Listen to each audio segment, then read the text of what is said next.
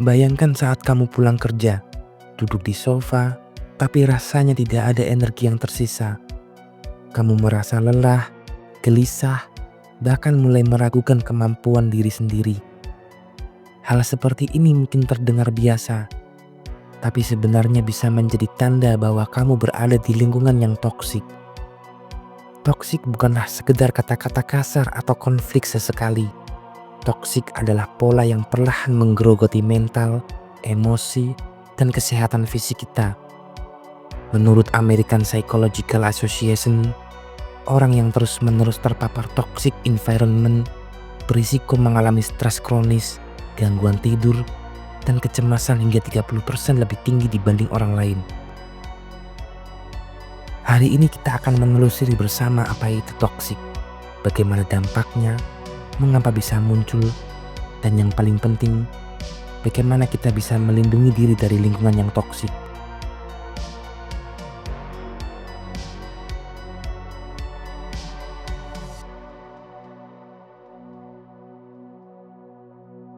Toksik adalah pola perilaku yang merusak kepercayaan diri, kebahagiaan, dan kesejahteraan mental. Bentuknya pun bisa beragam. Di rumah atau hubungan pribadi, toksik bisa muncul sebagai pasangan atau anggota keluarga yang selalu meremehkan atau mengontrol kita. Misalnya, ketika seseorang sedang mengerjakan satu pekerjaan, lalu disuruh mengerjakan pekerjaan yang lain.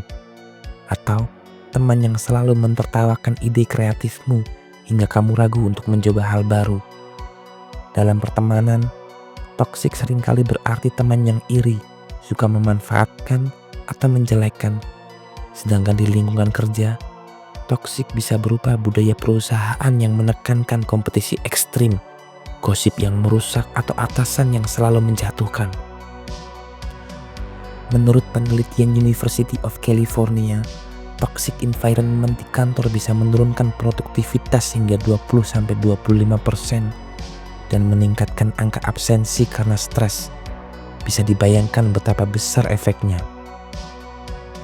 Toksik itu seperti racun halus, tidak terlihat, tapi perlahan merusak fondasi mental dan emosional kita.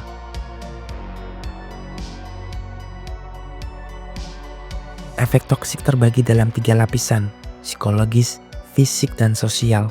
Secara psikologis, toksik membuat kita mudah cemas, kehilangan motivasi, merasa rendah diri, dan overthinking.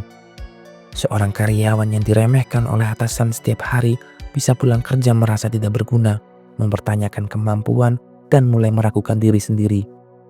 Secara fisik, toksik berdampak nyata, sulit tidur, sakit kepala, tekanan darah meningkat, bahkan gangguan pencernaan bisa muncul.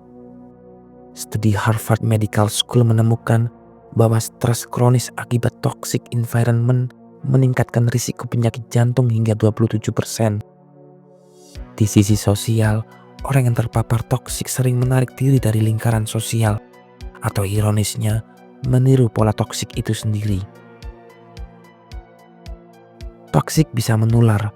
Berada di lingkungan negatif terlalu lama dapat mengubah perilaku kita tanpa disadari. Bayangkan, toksik seperti polusi udara bagi pikiran, tidak terlihat, tapi perlahan merusak seluruh sistem tubuh dan mental kita.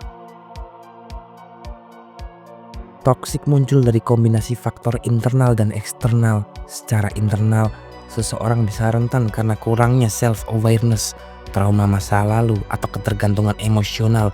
Secara eksternal, lingkungan sosial yang permisif terhadap perilaku merusak, tekanan sosial, atau budaya kompetitif ekstrim menjadi pemicu.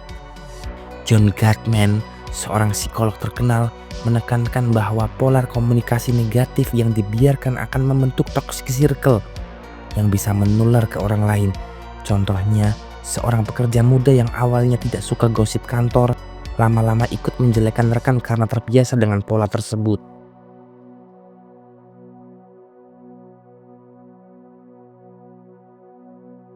Berikut tanda-tanda toksik yang datang secara halus tapi bisa dikenali. Yang pertama, selalu merasa lelah atau rendah diri setelah berinteraksi dengan seseorang. Yang kedua, sering disalahkan atau direndahkan. Yang ketiga, merasa tidak pernah cukup baik. Yang keempat, takut mengekspresikan pendapat.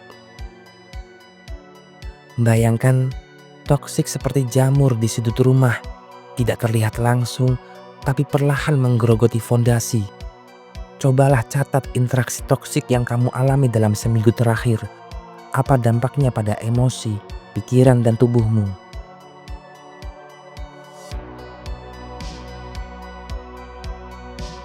Melindungi diri dari toksik membutuhkan kesadaran, strategi, dan keberanian. Langkah pertama, kenali tanda-tanda toksik, catat interaksi dan dampaknya pada dirimu. Langkah kedua, tetapkan batasan, belajar untuk berkata tidak tanpa rasa bersalah, misalnya menolak undangan atau percakapan yang menguras energi. Langkah ketiga, minimalkan kontak dengan sumber toksik, kadang jarak fisik atau emosional perlu untuk melindungi diri. Langkah keempat, cari lingkungan positif dan support system seperti teman, mentor, atau komunitas yang mendukung pertumbuhan dapat membantu memulihkan energi mental. Penelitian University of Michigan menunjukkan bahwa support system yang kuat mengurangi risiko depresi hingga 40%. Langkah kelima, refleksi diri dan self-awareness melalui jurnal harian, meditasi, atau terapi. Langkah keenam, nilai spiritual atau filosofis, memahami tujuan hidup dan makna lebih besar, membantu tetap teguh menghadapi toksik, memberi perspektif bahwa hidup lebih dari sekedar tekanan dan kritik.